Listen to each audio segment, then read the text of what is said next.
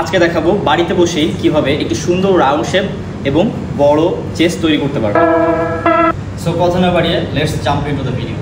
First কি করব, first আমাদের হাঁটুটাকে জাস্ট লাইক এইভাবে বেন্ড করব, করে এক হাত মতো জায়গা রেখে অ্যাজ আই ডু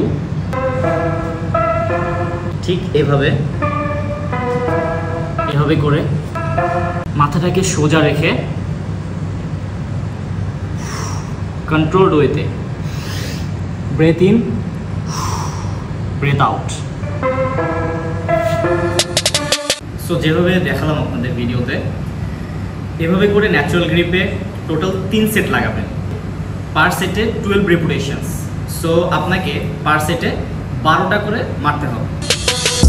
এবার কথা না বাড়িয়ে চলে যাই ওয়াইড গ্রিপ পুশ আপে। ওয়াইড গ্রিপ পুশ আপ আমরা কেন দেব? ওয়াইড গ্রিপ পুশ আপ দেবো মূলত আমাদের চেস্টটাকে বড় করার জন্য। ওয়াইড গ্রিপ পুশ আপ দিলে আমাদের চেস্টটা আরও ওয়াইড আর হচ্ছে যে ওয়াইড হবে, আরও বড় দেখা যাবে। সো কথা না বাড়িয়ে চলে যায় ওয়াইড গ্রিপ পুশ আপে। লাইক এইভাবে যতটা আপনার হাত যায়, না বেশি না কম, আপনার শোল্ডারের রেশিও অনুযায়ী হাতটাকে ছড়াবেন। ওকে, কন্ট্রোলড ওয়েতে breath in breath out, breath in breath out. এভাবে করে 12টা পারফর্ম করবেন পার সেটে।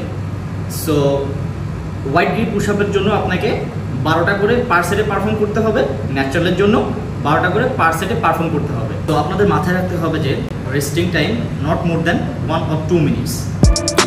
সো এবার কথা বলবো যারা একদম বিগিনিং স্টেজে আছেন, পুশ আপ দিতে পারেন না ঠিকভাবে, বা বডিতে ওইভাবে স্ট্রেংথ নাই, সো তাদের জন্য দেখাবো তারা কীভাবে পুশ আপ দিতে পারেন।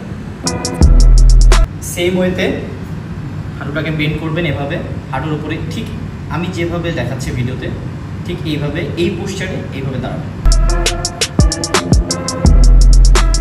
এক হাত মেজর করে as I am doing here,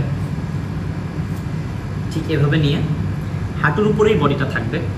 just একটা পুশ দিয়ে বডিটাকে হালকা সামনে আনবেন, না হাত আগাবেন না হাত পিছাবেন। আবার বলছি, একদম ঠিক পজিশন, যেই পজিশনে আপনার হাত ছিল, যেই পজিশনে আপনার নিটা ছিল, ঠিক একদম ওই পজিশনে রাখবেন, না পুশ দিয়ে আগাবেন না পিছাবেন। So breath out,